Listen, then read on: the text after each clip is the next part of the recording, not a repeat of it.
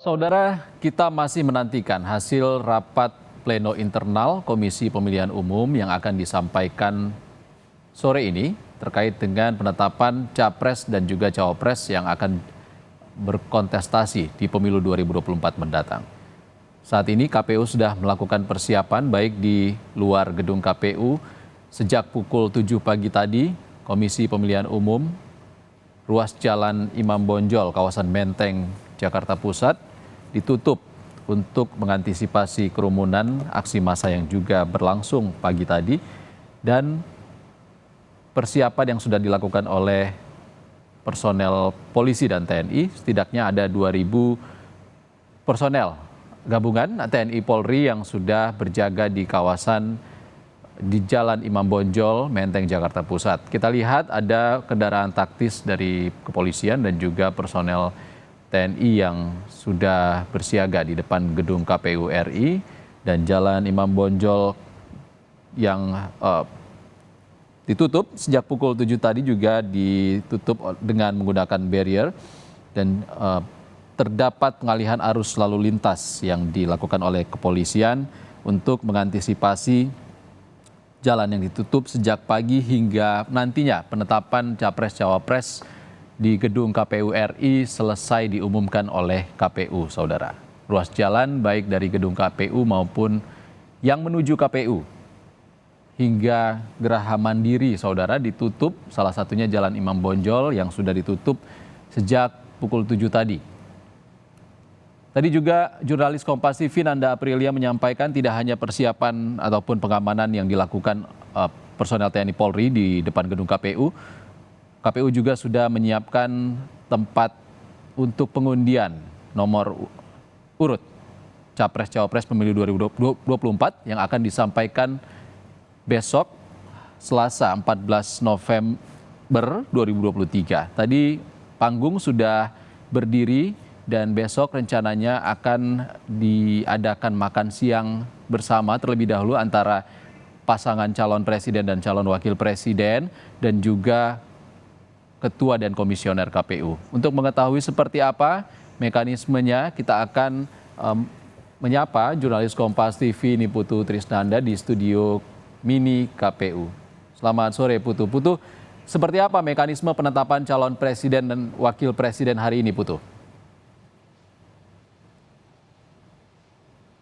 Ya, selamat siang Ihsan dan juga saudara. Tentu saja kalau bicara soal mekanisme ini mengacu pada undang-undang dari KPU RI sendiri yang kemudian sudah menyusun sebagaimana rupa, kemudian juga sudah diturunkan menjadi PKPU terkait dengan peraturan pelaksanaan dari pemilihan umum. Kalau kita bicara soal Pilpres spesifiknya, memang sampai dengan tanggal 12 November kemarin ini dilakukan verifikasi administrasi dari calon-calon yang sudah mendaftarkan diri, dan pada tanggal 13 November ini KPU akan melakukan finalisasi dan kemudian juga akan disampaikan kepada publik nanti pada saat konferensi pers, ini kurang lebih pada pukul 15.00 waktu Indonesia bagian Barat atau pukul 3 sore terkait dengan hasil finalisasi ini.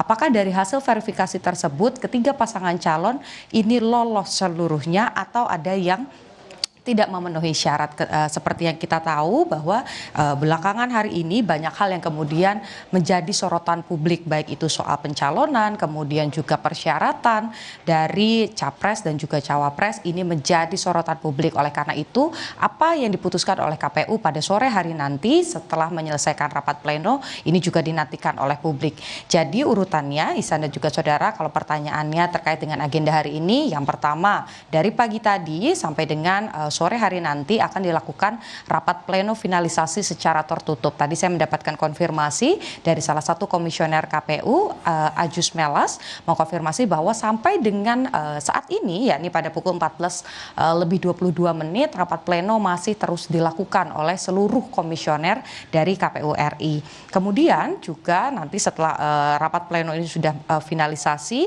lalu nanti akan disampaikan kepada publik. Besok ini juga menjadi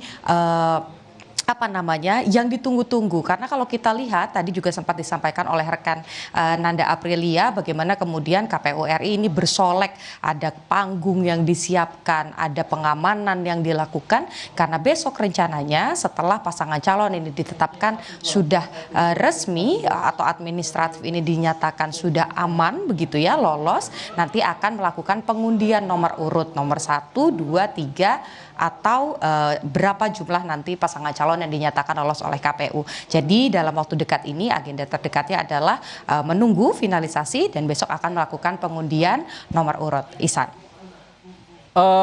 Putu, tadi juga disampaikan Anda tidak ada baca pres dan juga baca pres yang hadir hari ini. Apakah tim dari 3 pasang capres-cawapres nantinya akan hadir dalam penetapan hari ini?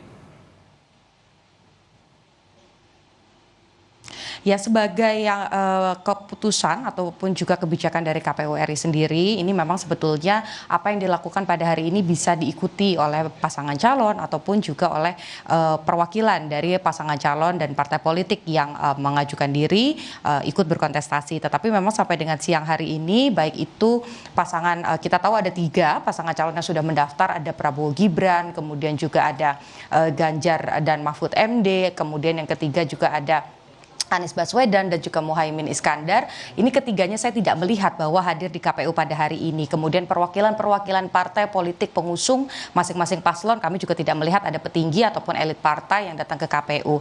Tetapi tadi saya mencoba mengkonfirmasi baik itu ke tim pemenangan Ganjar Mahfud, kemudian juga ke TKN Prabowo dan juga ke tim yang mengusung atau partai politik pengusung Anies Baswedan dan juga Muhaimin Iskandar, ini menyampaikan bahwa perwakilan yang datang pada hari ini hanya LO saja atau perwakilan saja. Jadi memang petinggi-petinggi dari partai politik, kemudian juga dari tim pemenangan ini berkumpul di titik masing-masing untuk kemudian membahas dan menunggu bagaimana keputusan dari KPU, karena apa yang disampaikan KPU tentu ini akan berpengaruh juga pada strategi-strategi yang akan kemudian dilakukan atau tindak lanjut yang akan dilakukan oleh tim pemenangan dari masing-masing pasangan calon. Ihsan.